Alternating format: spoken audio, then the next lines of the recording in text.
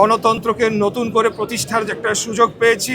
মুক্তিযুদ্ধের মূল লক্ষ্য চেতনাকে আমরা বাস্তবায়ন করে স্বাধীনতার মহান ঘোষক শহীদ রাষ্ট্রপতি জিয়াউর রহমানের সুযোগ্য সন্তান মুক্তিযোদ্ধা দলের সংগ্রামী সভাপতি ৭১-এর বীর মুক্তিযোদ্ধা জনাব ইশতিয়াক আজিজ উলফাত এবং আমার সেক্রেটারি ডক্টর KMI মন্টি সহ নবগঠিত কমিটির সকল নির্বাচিত সদস্য সবাই উপস্থিত আছেন এবং আমাদের সাথে উপস্থিত আছেন বাংলাদেশ জাতীয়তাবাদী দলের স্বেচ্ছাসেবক বিষয়ক সম্পাদক জনাব মীর শরাফত আলী সপু সহ উপস্থিত সবাইকে আন্তরিকভাবে ধন্যবাদ এবং কৃতজ্ঞতা জানাচ্ছি।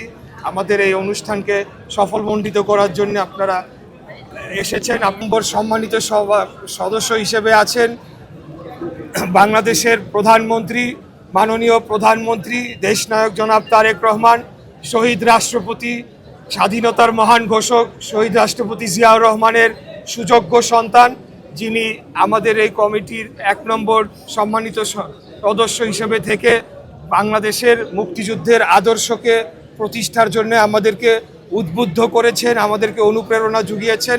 ইনশাল্লাহ আগামী দিনে মুক্তিযুদ্ধের আদর্শকে আমরা প্রতিষ্ঠার জন্যে এবং যে কারণে মুক্তিযুদ্ধ হয়েছিল সেটিকে সঠিকভাবে বাস্তবায়ন করা হয় নাই।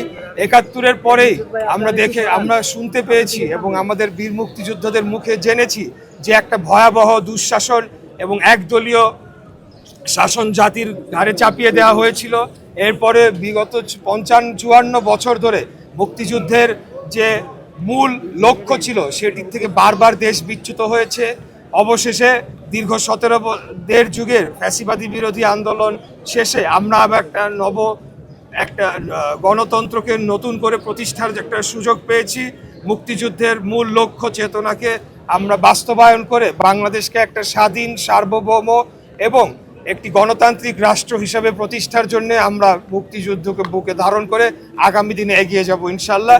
এটাই আমার বক্তব্য। সবাইকে আবারও ধন্যবাদ জানাচ্ছি।